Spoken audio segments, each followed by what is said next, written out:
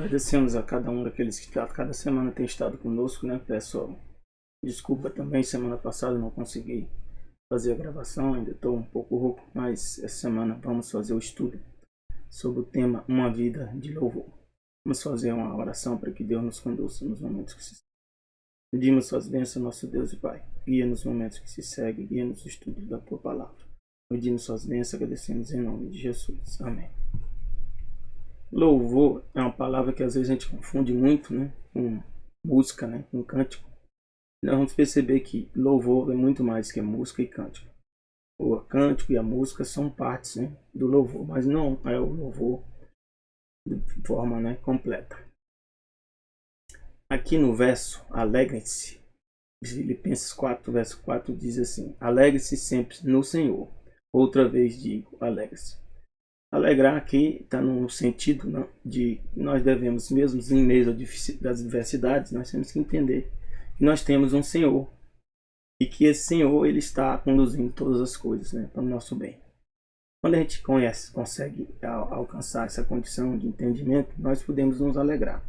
Não vou dizer que essa alegria é em tudo que aconteça, né, de ruim da nossa vida, mesmo assim a gente vai estar alegre. Não. Aqui a palavra alegre-se no Senhor. Não é nos problemas, alegrar nos problemas, nas dificuldades, mas sim em Deus, porque nós temos Deus. Salmos 100, verso 2, completa um pouco esse entendimento. Diz: servi ao Senhor com alegria e entrai diante dele com canto. Então aqui, como eu falei, a parte do serviço também que nós prestamos a Deus faz parte também do louvor. E de que forma? Com alegria. Aí, nesse sentido, envolve quando você está com um cargo, né, com alguma atividade que você está desempenhando, pode ser numa igreja, né, em algum momento que você está servindo a Deus, que seja com alegria e não com tristeza. E também entrar diante dele com quanto? Entrar diante de Deus aí está no sentido, né, tanto de você fazer o culto, né, dentro do lar da sua casa, ou como quando você vai também à igreja, você ter momentos de canto. Esse canto serve para que a gente possa estar preparando a nossa mente para estar em melhor contato, de condição de estar em contato com Deus. Salmo 64, verso 10 diz: o justo se alegrará no Senhor, confiará nele e todos os retos de coração se gloriarão. Então, outro aspecto que nós temos, que a Bíblia diz que tem dois grupos, é o ímpio e o justo. Não é o bom nem o ruim. E bom e ruim só tem, a Bíblia diz que só tem um bom, que é Deus. Todos nós, né, somos maus, né? Nós temos a natureza pecaminosa. Então aqui, quem é o justo? É aquele que aceita Jesus como Salvador. E nós passamos o que? Justificados. O que é justificado? Nós temos uma dívida e Deus, Jesus, quita essa dívida que nós temos perante Ele mesmo. E a partir desse momento que nós temos confiança em Deus, nós aprendemos que confiar. E aqui Provérbios 15, verso 13 diz: o coração alegre aformoseia o rosto. Então, o coração alegre é uma das razões porque a gente tem que estar nos alegrar no Senhor. Porque se você tiver com o coração, né, triste, né, o seu rosto, né, vai estar também expressando isso. E diz: mas pela dor do coração o espírito só abate. Então, é bom a gente ter o bom ânimo, né, o espírito alegre. Porque mesmo nas dificuldades a gente tem que entender que Jesus venceu o mundo. Jesus é vitorioso sobre essa batalha. Salmos 19, verso 8 diz assim: os preceitos do Senhor são retos. Ou seja, preceito é os mandamentos, né, as leis que Deus nos dá, os ensinamentos que Deus nos dá nas Escrituras. São retos, ou seja, nos guia num caminho sem desvios. E alegram o coração. Quando a gente tem condição de entender que aquilo é para o nosso bem, nós vamos perceber que Deus quer nosso bem, nós vamos estar alegres de coração. E diz: o mandamento do Senhor é puro. Então Deus, né, em seu mandamento, serve para que nós podemos ter certeza que aquilo é para o nosso bem. E ilumina os olhos, ou seja, os olhos da nossa mente, né, e os olhos do nosso ser, para que nós possamos caminhar no caminho correto. 2 Coríntios 2, 9, 7 diz: cada um contribua segundo propôs no seu coração. Então também outro aspecto do louvor, da adoração, né? E louvor está muito ligado à adoração. E é a gente contribuir segundo a gente propõe no nosso coração para Deus. Porque a Bíblia diz: não com tristeza. Às vezes tem as adversidades da vida E a gente fez uma proposta, né, fez um voto, né, de dar algo, né, para Deus, né, de oferta, e o dízimo não cabe voto, é 10%, né, do que você recebe. Já a oferta você pode tomar um voto, nesse voto, né, às vezes é em dificuldades, adversidades da vida, e isso traz tristeza para você, e você pode pensar, né, que está sendo difícil retribuir aquilo, mas a gente tem que entender que aquilo que nós temos, mesmo sendo pouco, é Deus que nos deu a saúde, né? Passei semana praticamente me recuperando, né, de dificuldades, né, de saúde, e a gente pode entender como a saúde é importante, é um dom que Deus nos dá, uma bênção. Então, se nós temos saúde para lutar, saúde para buscar ou recuperar aquilo que foi perdido, nós temos que agradecer a Deus. E dizer que Deus ama a quem dá com alegria para Ele. Então, quem dá com alegria para Deus está entendendo, né, que Deus também deu para ele primeiro. E está retornando um pouco daquilo que Deus deu. Então, qual é o fundamento para o louvor? Aqui diz, Filipenses 4, de 4 a 7, regozijai-vos sempre no Senhor, outra vez regozijar-vos. Regozijar aqui pode ser alegrar de novo, né? Ficar contente. Né? Seja a vossa equidade, né? Eu podia traduzir aqui por moderação, ou seja, equilíbrio, notória a todos os homens. Então Deus nos guia para que a gente sejam pessoas equilibradas, né? Em nossa vida, em nossas ações, né? Em tudo que nós fazemos. Perto está o Senhor. Não estejais inquietos por coisa alguma. Então a gente às vezes está inquietos porque tem problemas, né? Eu não vou dizer às vezes, muitas vezes a gente está inquieto por causa dos problemas. Mas a gente tem que entender que tem problemas que nós não vamos resolver sozinhos, né? Que não vai ter soluções fáceis também. Mas aqui diz que nós não devemos estar inquietos por coisa alguma, que é bem profundo, bem amplo. A gente só vai conseguir isso, né, se a gente entender o restante da frase, que diz: antes, as vossas petições sejam em tudo conhecidas diante de Deus pela oração e súplica. Então a gente, em vez de ficar só inquieto, que essa inquietude muitas vezes não vai resolver o problema, nós temos que fazer nossas petições, nossas orações a Deus com oração e súplica e com ações de graça. Ações de graça é o quê? Agradecimento a Deus por as coisas que Ele nos dá. E quando a gente faz isso, Deus vem estar conosco e nos dá o que? Paz. E aqui diz: a paz de Deus, que excede todo entendimento, guardará os vossos corações e os vossos pensamentos em Cristo Jesus. Então, a paz de Deus, ela excede todo entendimento. Por quê? Porque mesmo em meio às crises, dificuldades, Deus quer estar conosco. E por estar conosco, nós temos que aprender a ter paz. Como? Paz o que? É sossegar em Deus, descansar em Deus. Diz que Deus vai guardar os nossos corações e pensamentos. Ou seja, a gente vai ver os problemas, vamos ver as adversidades, mas mesmo assim nós temos certeza que vamos vencer com Jesus. Provérbios 8, de 30 a 31 diz: eu estava com ele, que fala da história, né? Aqui tem uma dúvida nessa parte aqui, porque alguns consideram aqui que é Jesus, né? Como se fosse o arquiteto de Deus, né? E era cada dia as suas delícias, alegrando-me perante ele em todo o tempo. Ou seja, Deus, Jesus na presença do Pai, como um dos membros da divindade. Diz: regozijando-me no seu mundo e habitava, e enchendo-me de prazer com os filhos dos homens. Então aqui também é dito lá no original que a palavra sabedoria, né? Nós não sabemos, né, diretamente se é Jesus aqui ou não. Mas o importante aqui é que na criação Deus, né, tem prazer, né, em estar conosco. E tem prazer, né, de encher o mundo, né, conosco. Ou seja, criar o mundo e fazer com que ele fosse habitável por nós. Mesmo com o pecado, né, não vou dizer que Deus não tenha sentido o impacto do pecado, ele sentiu, com certeza. Mas ele não desistiu de nós por causa disso. Salmo 106, verso 1 diz: louvai a Yahvé. Senhor, no original, é Yahvé. Louvai a Yahvé, é o nome dele. Porque o que? Ele é bom. Então a razão e o fundamento para louvar que eu encontrei aqui está nessa pequena frase, né? Por que nós temos que louvar a Deus, o Yahvé? Porque ele é bom. Bom o quê? Em todos os sentidos. Na palavra boa.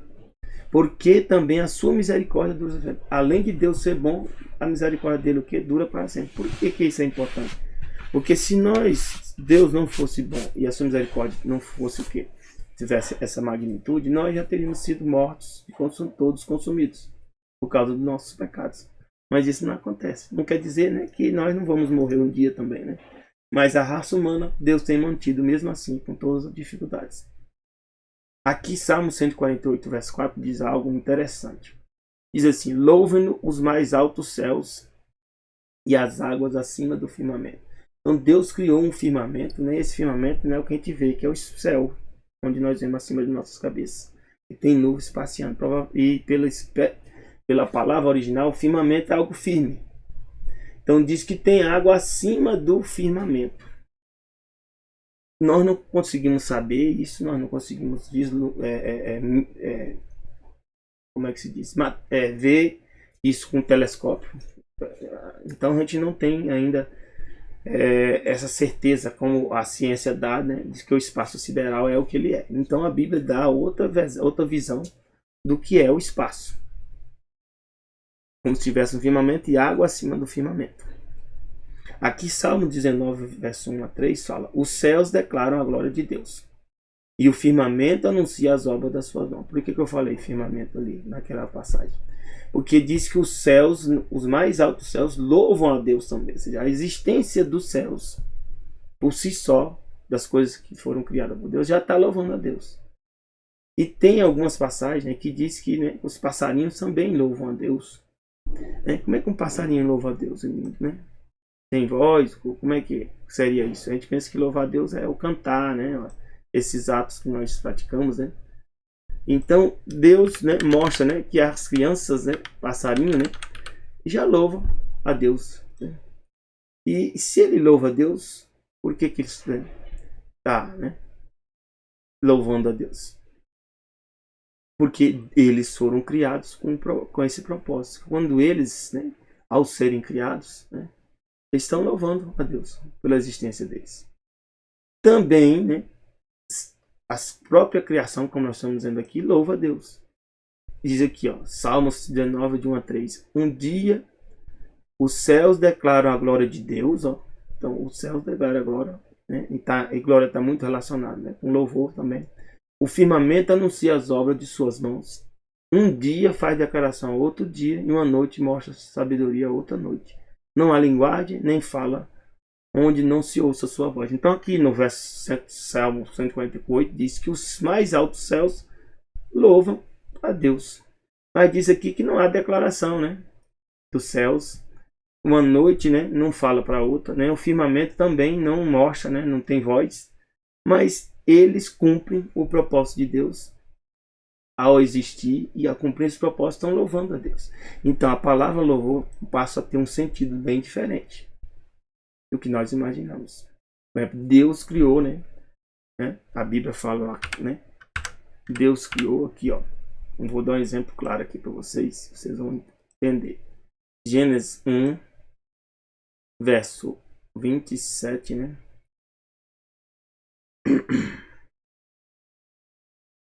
Verso 27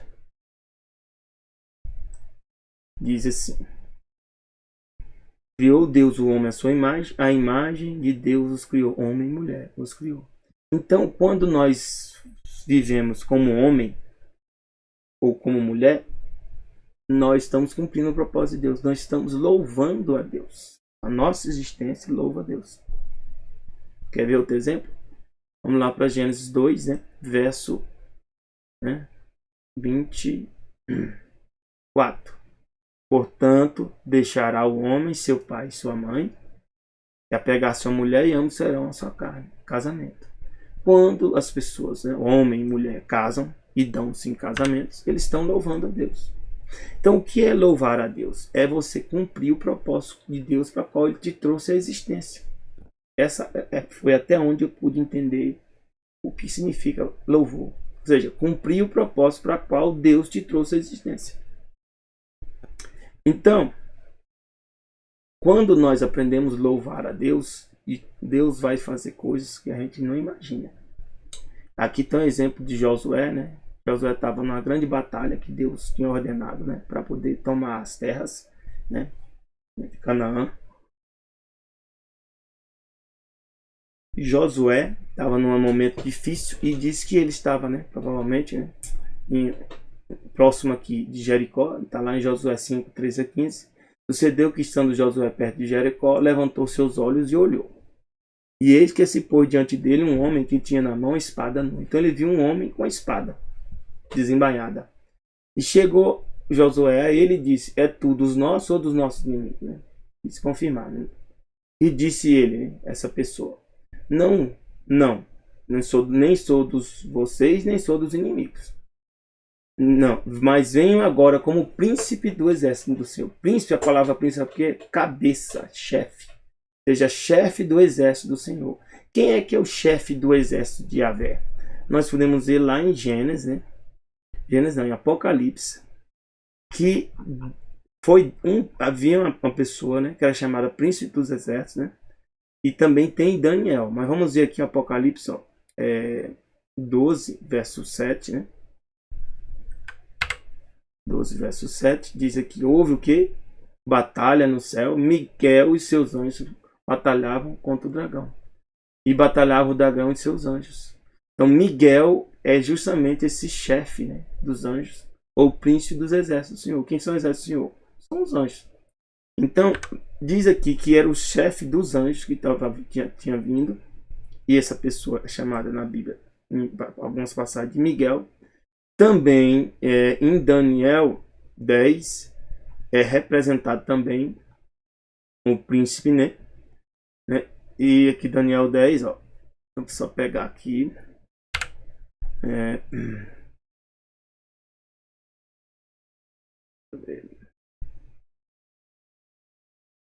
Aqui, ó.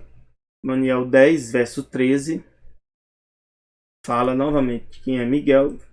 Aqui diz Daniel 10, verso 13, diz assim: mas o príncipe do reino da Pérsia me resistiu 21 dias, e eis que Miguel, um dos primeiros príncipes, no original, um dos primeiros, né, cabeças, né, veio ajudar-me e eu fiquei ali.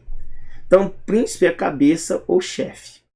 Esse chefe, né, ou cabeça, como a Bíblia diz, a gente pode entender que é o Jesus. Jesus aparece aqui a Josué e diz para Josué que vem como o quê? Como chefe do exército, né, dos anjos de Yahvé.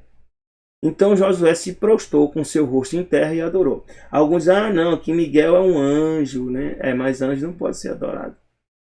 E quando alguns, por exemplo, teve até alguns, né? João teve uma visão, tentou, né, se prostrar perante um anjo, o anjo diz: não, adore a Deus.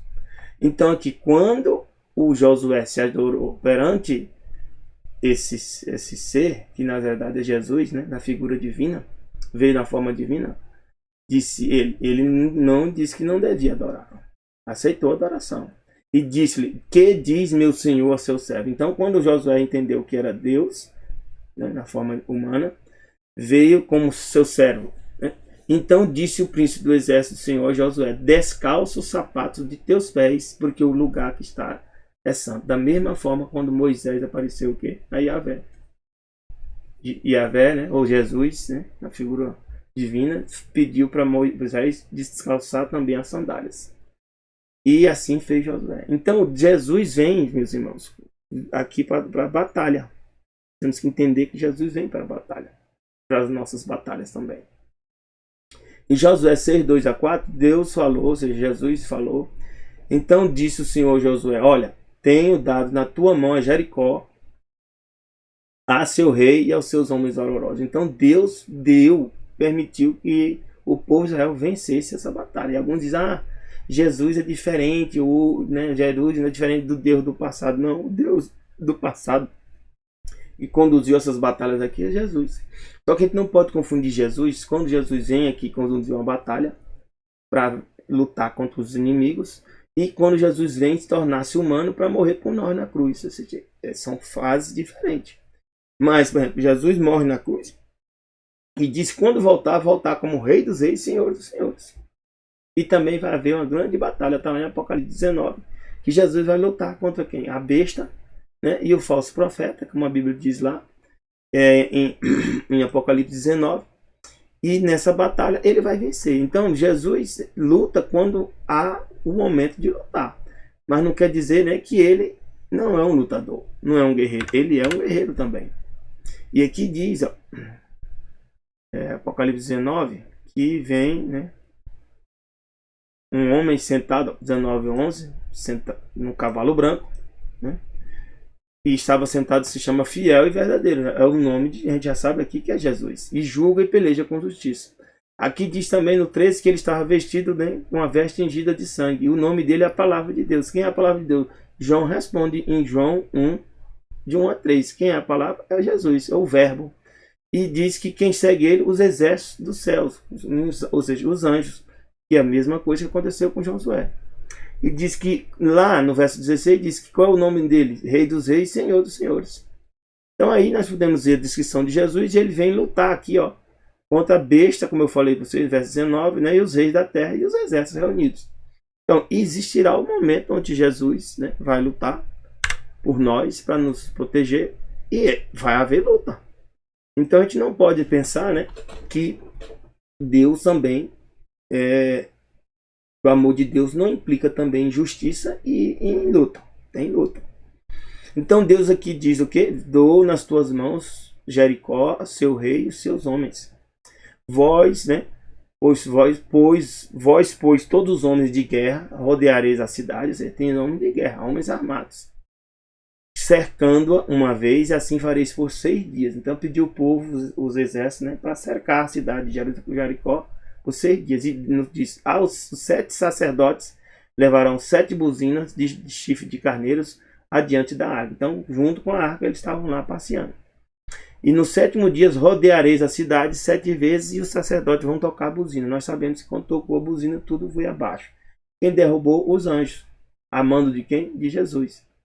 E por que isso aconteceu? Era um povo, né, que era desobediente a Deus, teve a oportunidade, né, e não aproveitou essa oportunidade. No livro Patriarca e Profetas, página 487, diz que Jericó era uma das principais sedes do culto idólatra, sendo dedicada especialmente a Astarote, que é a deusa Lua. Então essa deusa Lua, ela hoje é representada por uma grande religião, para o islamismo. Se você ver qual é o símbolo do islamismo, é uma lua crescente. Então a deusa Lua hoje é representada pelo islamismo. E o Deus Sol é representado pelo quê? Pelo o catolicismo. Né? Que é por isso que está relacionado com o quê? Com a adoração ao dia do Sol. Porque o Deus Sol é o Deus principal. Hebreus 11, verso 30 diz que o que caiu? Os muros de Jericó. Diz que pela fé caíram os muros de Jericó, sendo rodeados durante 7 dias. Então a fé, o que é a fé? É a aplicação da vontade de Deus em nossas vidas. Deus dá um princípio, Deus nos dá um ensinamento, e nós vamos praticar aquilo, né? Ou seja, tomamos uma decisão, mesmo não sabendo, né, tudo que vai ocorrer. E aí chama-se que fé. Por essa fé, Deus faz os atos maravilhosos que Ele faz, como esse nós vimos esse caso aqui. Então, uma vida de louvor diz: grande é o Senhor e muito digno de louvor, e a sua grandeza inescrutável. Então diz, Deus é grande e muito digno de louvor. E a grandeza de Deus é o que? Inescrutável. Seja, não conseguimos medir. Não conseguimos mensurar.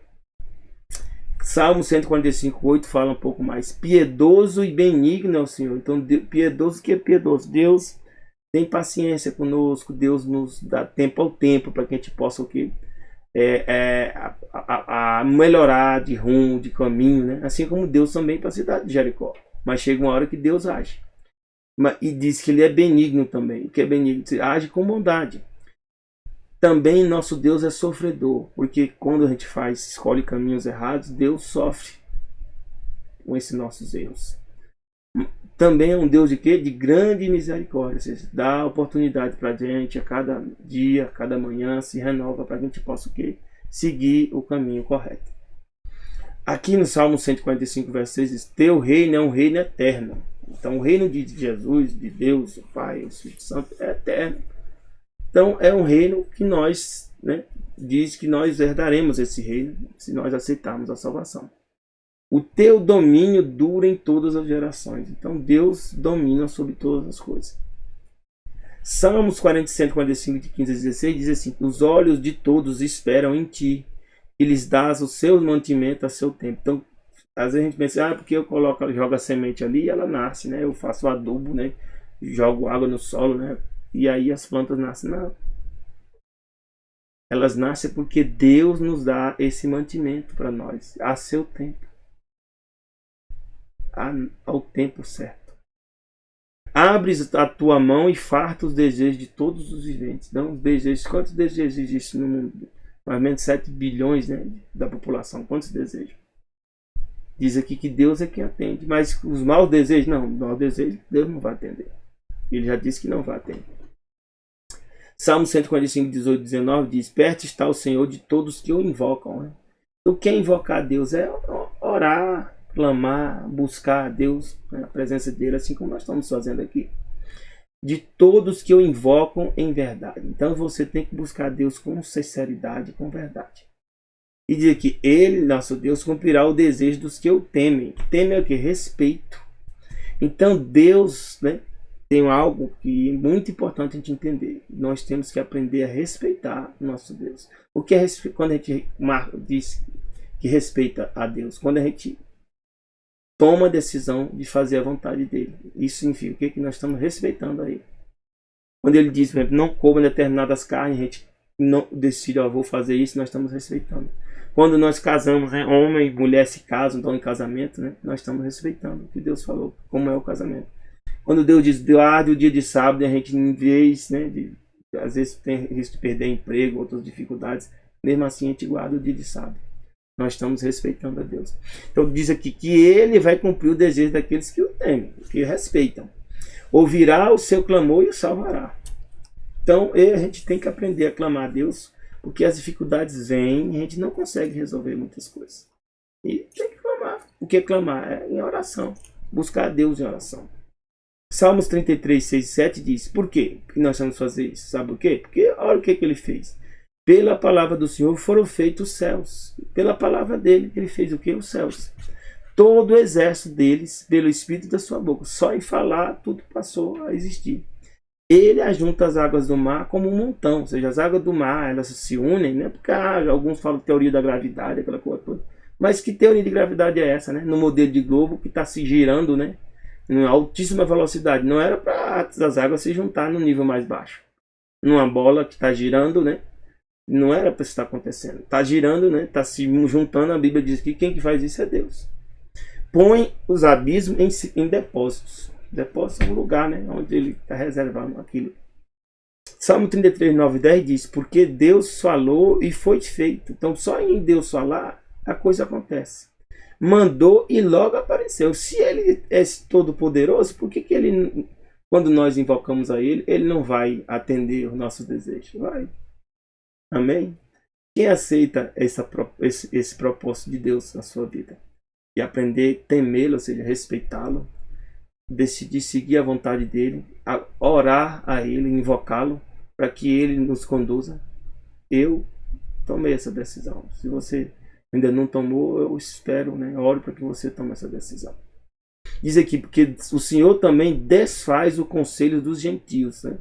Gentios aqui era considerado o povo ímpio e desobediente. Então, as pessoas que desobedecem a Deus ainda hoje, Deus desfaz os conselhos deles, quebranta os intentos dos povos, ou seja, das nações. Tem nações, né, planejando impedir a pregação do evangelho, né? Como é que é isso? Não quer deixar as pessoas, né, dar a Bíblia para os outros, dar um estudo bíblico, visitar, orar, né? Então, mas mesmo assim, esses planos dessas pessoas não vão continuar para sempre. Deus vai desfazer. Então, o principal na pregação do evangelho e no louvor é o nosso testemunho. Como eu falei, é o testemunho de fazer a vontade de Deus. Aqui tem um caso que conta a história de Paulo, né? Estava caminhando, né, com Paulo caminhando com Silas, e ele estava numa cidade, e nessa cidade, né, diz que aconteceu que indo nós à oração, nos saiu ao encontro uma jovem que tinha espírito de adivinhação, né? Ainda hoje tem esse tipo de coisa. Pessoas que têm espírito de adivinhação. E espírito, quando fala, é espírito mesmo. E na Bíblia mostra que são demônios. Diz, a qual adivinhando dava grande lucro ao seu senhor. Então tem pessoas que ganham dinheiro com isso aí. Ainda hoje. Mas só que ele, infelizmente, não está entendendo quem é esse espírito. Ele pensa que é um espírito bom, mas são demônios. E esta, seguindo a Paulo, a nós, clamava dizendo: estes homens que nos anunciam o caminho da salvação são servos do Deus Altíssimo. Então, imagine, demônios dizendo que Paulo, né, e Silas eram o quê? Servos do Deus Altíssimo. Olha a confusão. Isto fez ela por muitos dias. Mas Paulo, perturbado, voltou-se e disse ao Espírito: em nome de Jesus Cristo, te mando que saia dela. O que aconteceu? Saiu na mesma hora. E aí as pessoas não gostaram, né? Porque perdeu essa capacidade, né, de adivinhação. Mas aqui tem um detalhe que eu trouxe a vocês. Desculpe. Por que ele pediu para esse espírito sair se ele estava falando a verdade? Sabe por quê? A Bíblia dá essa explicação aqui, ó. 1 João 2, 21.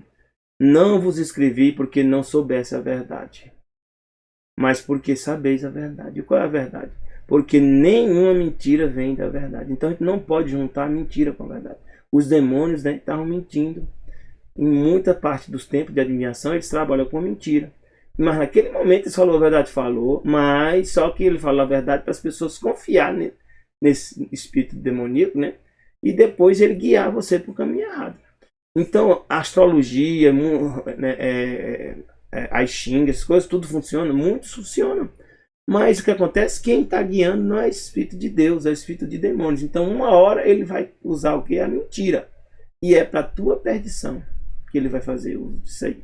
Então, a gente não pode estar tentando unir a verdade com a mentira. Nós não devemos aceitar isso. Porque aqui diz o quê? Segundo Coríntios 13, 8. Porque nada podemos contra a verdade, senão pela verdade. Então, a gente tem que buscar sempre o que é a verdade. Não estou dizendo que a gente é perfeito, nem que a gente não vai cometer falhas, mas a gente tem que estar sempre em direção a esse alvo. E o que aconteceu? As pessoas se aborreceram, né? Fizeram um motim lá, né? E açoitaram Paulo e Silas, né? Bateram muito neles e mandaram colocar na cadeia. E foram colocados nas cadeias, né? Ou seja, com correntes prendendo eles. E nessa meia-noite, né? Paulo e Silas, né, oravam e cantavam hinos. Não é porque a gente está preso, está em dificuldade, está doente, a gente vai deixar de fazer o culto de oração. A gente vai deixar de orar a Bíblia, vai deixar de louvar a Deus, de cantar, porque isso faz parte da nossa adoração a Deus. Não é algo que possa ser variável, né, por causa das dificuldades. Então eles cantavam e oravam hinos a Deus, mesmo naquela situação difícil de cadeia. E outros presos escutavam. E o que aconteceu? Deus é um Deus de graça e misericórdia, meus irmãos. De repente veio o quê? Um tão grande terremoto que os alicerces do cárcere se moveram e logo se abriram todas as portas e foram soltas as prisões de todos. E aí o que aconteceu? O carcereiro, né, se ele perdesse alguém, ele era morto. Então ele já quis se matar. Então Paulo falou para ele: olha, não precisa fazer nada. Tá todo mundo aqui. E aí esse carcereiro se converteu naquele momento. Quer converter? Decidiu mudar de rumo. E qual foi a pergunta que ele fez? Senhores, o que é necessário que eu faça para me salvar? Isso é uma pergunta muito importante. E talvez você também esteja aqui procurando saber. O que é necessário que eu tenho que fazer para me salvar? Qual é a resposta? Crê no Senhor Jesus Cristo e será salvo tu e a tua casa. Mas significa crer aqui. Não é aquele crer porque algo está escrito. Para Deus crer significa o quê? Fazer a vontade dele. Crer implica em obediência, implica em fé, implica em seguir o que Jesus disse que nós devemos seguir. Isso significa crer. É isso que está dizendo. Se você crer e seguir a Jesus no caminho que ele quer que você trilhe, você vai ser salvo, você e a sua casa. Vai ter dificuldade? Sim. Por quê? Porque tem arma. Deus nos deu uma arma para a vitória. Nós vamos ver que arma é essa. Segundo Crônicas 20, verso 1, aconteceu o quê? Que os filhos de Moabe, ó, e os filhos de Amon, que não tinham sido mortos na época, né, de Josué, quando Josué entrou em Canaã, Deus disse que era para ser destruído, eles não foram, né? E os amonitas, então se reuniram no futuro, se reuniram aqui, ó, já tinha, o povo de Israel já tinha tido vários reis, e estava nesse momento Josafá. E diz que Josafá temeu, né, segundo Crônicas verso 3, ó, e pôs-se a buscar o Senhor e apregoou o jejum em todo Judá. Josafá fez o certíssimo. Quando a gente está em dificuldade, o que a gente tem que fazer? Buscar a Deus em oração. E aí, quando ele buscou a Deus em oração, Deus respondeu, ele fez essa pergunta, segundo Crônicas 20, verso 12. Ao nosso Deus, porventura, não vai julgar esse povo que está vindo, né, nos ameaçar, nos destruir?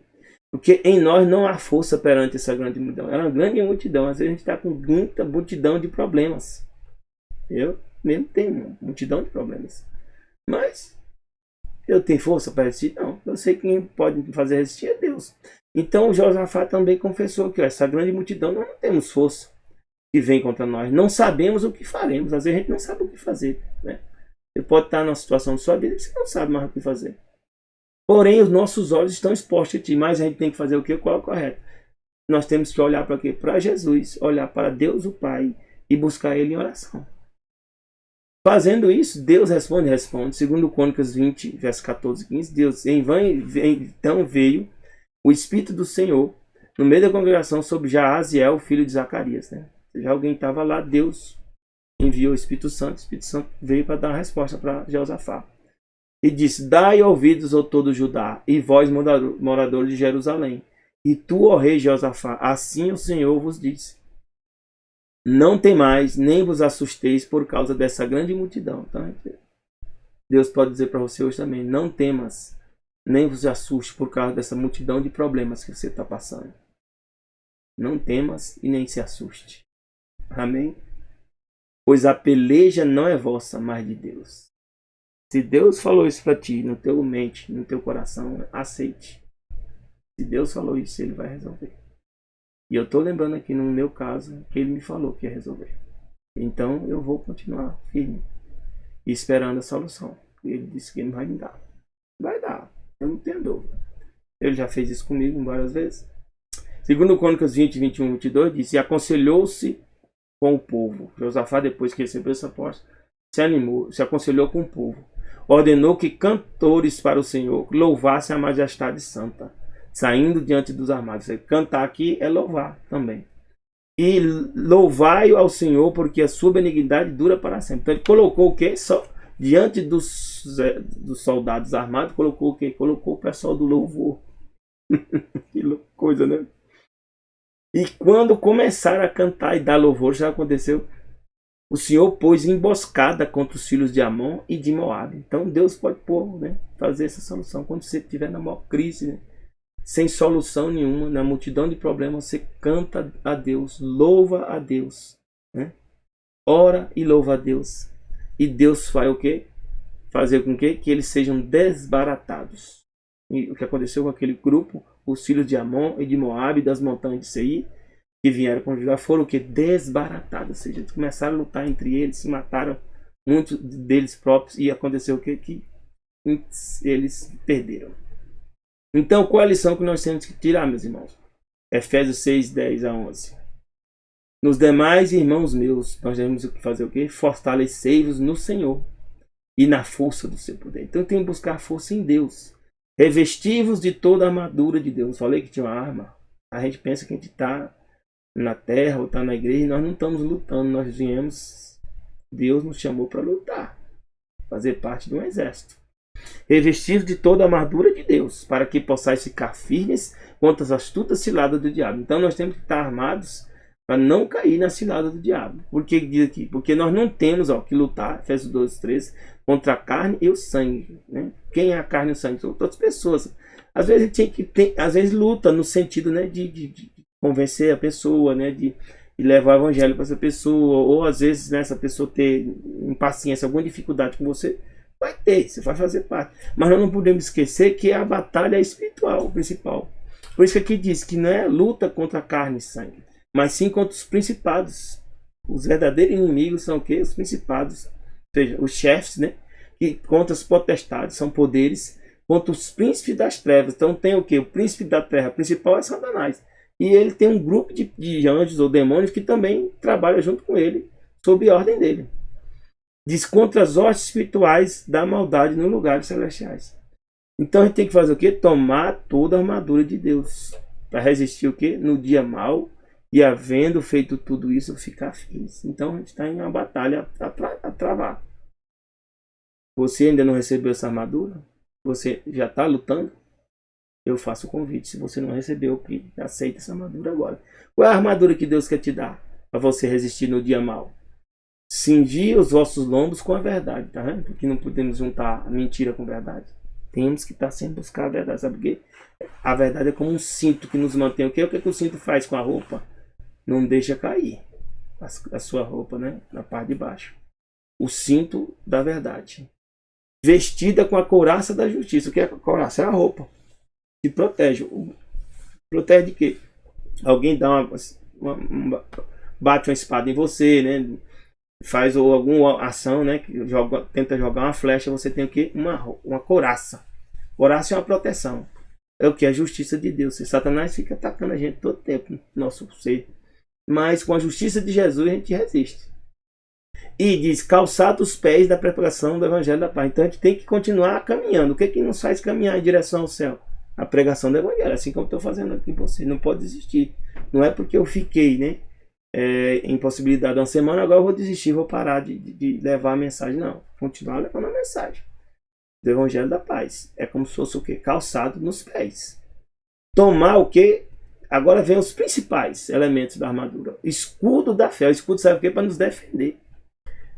É um dos principais elementos de defesa, é o escudo, né? Dos ataques do inimigo. Que é esse inimigo, Satanás. Então o escudo de quê? Que é o escudo? A fé.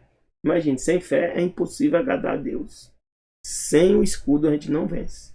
Sem a fé você não vai vencer. Então aprenda a ter fé. O que é fé? É tomar a decisão de fazer a vontade de Deus. Isso é fé. Lê na Bíblia o que Deus quer para você e você, eu vou fazer, Senhor. Me dê poder para obedecer. Isso é a fé. E aí, com isso, você vai apagar o quê? Todos os dados inflamados do maligno. Os dados é o quê? São flechas. Satanás vai jogar em você. Mas quando você lê a Bíblia, né? Deus te defende. E tomar o quê? O capacete da salvação. Capacete, porque se você quer matar alguém, você atingindo a cabeça, acabou. Então, a salvação é o quê? Que você recebe, é o capacete, ó. Como é que você recebe a salvação? Quando você aceita Jesus como Senhor e Salvador. Então, meu irmão, é algo fundamental, porque é o capacete. Você já aceitou Jesus como Senhor e Salvador? Se você não aceitou ainda, você está muito fácil ser atingido, porque você ainda não tem o capacete, que é a salvação. E agora você tem que colocar esse capacete. Uma vez que você coloca o capacete, você vai o quê? Exercer o escudo da fé. Você vai estar com a couraça da justiça, né? Com a verdade, né? De o cinto, né? E o evangelho, né? Para caminhar. E o principal, você tem que lutar. Não falei que tem uma arma? Qual é a arma? A arma é a espada do Espírito, que é o que? A palavra de Deus. Então, quando você usa a palavra de Deus, assim como nós estamos falando aqui, assim, para atacar o inimigo, a gente vence ele. Porque como é que Jesus venceu Satanás? Falando o que? Está escrito. Então, que Deus te abençoe, meus irmãos, na tua escolha, porque eu já fiz a minha. Eu vou lutar. Quem quer lutar aqui, que faça essa decisão ao final desse estudo da palavra de Deus. E decida lutar com Jesus, porque ele é o capitão do exército. E nós somos o que? Os seus soldados. Que Deus te abençoe na tua decisão. Que Deus já te dê um bom fim de semana, né?